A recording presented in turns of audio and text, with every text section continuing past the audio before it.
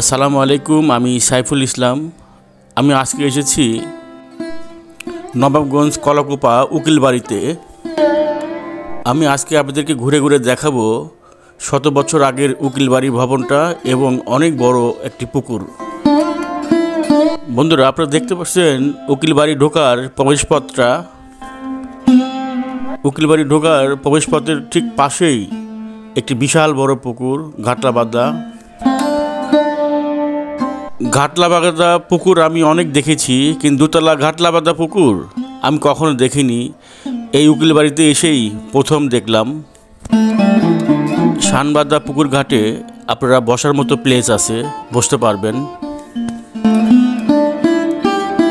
আমি মোটামুটি অনেকক্ষণ বসে সময় কাটিয়েছি, বেশ ভালো লেগেছে আমার কাছে।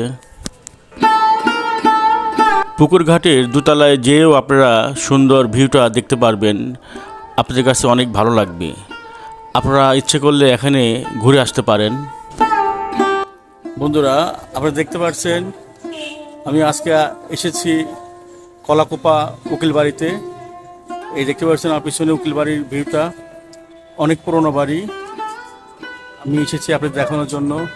পিছনে দেখতে পাচ্ছেন উকিল বাড়ির পুকুর, এই যে অনেক বড় পুকুর দেখতে পাচ্ছেন। বাড়িটা অনেক সুন্দর করছে আগে থেকে। আর দর্শনার্থীরা আসার জন্য এখানে ছোট ছোট কয়েকটা হোটেলের ব্যবস্থা আছে। চটপটি, ফুচকা আপনি খেতে পারবেন, আরও বার্গার এগুলো খেতে পারবেন। এই যে পিছনে দেখতে পাচ্ছেন এখানে রেস্টুরেন্ট করছে উকিল বাড়ির ভিতরেই। আপনারা থাকুন আমার সাথে। ধন্যবাদ। আপনারা এখানে কিভাবে আসবেন? গুলিস্তান মাজার থেকে 60 টাকা ভাড়া নেবে নবাবগঞ্জ কলাকুপা সাদা ব্রিজের পাশে নেমে আপনারা একটু পিছলেই দেখতে পারবেন জজবাড়ি, উকিল বাড়ি এবং কোকিল পিয়ারি ভবন। তিনটা ভবন পাশাপাশি আছে। আপনারা তিনটা ভবনটা ঘুরে আসতে পারেন, আপনাদের ভালো লাগবে। আপনারা দেখতে পাচ্ছেন উকিল বাড়ির ভবনটা। এই উকিল বাড়ির ভবনটার অতীতে কী নাম ছিল আমি জানি না, জমিদারদের কী নাম ছিল আমি তাও জানি না। আমি শুধু আপনাদেরকে উকিল বাড়ির ভবনটাই দেখাচ্ছি, কিন্তু এর ইতিহাসটা আমি পুরোটা আপনাদেরকে বলতে পারছি না। আপনারা দেখুন উকিল বাড়িটা। বর্তমান মালিক এই বাড়িটা পরবর্তীতে কিনে নেন।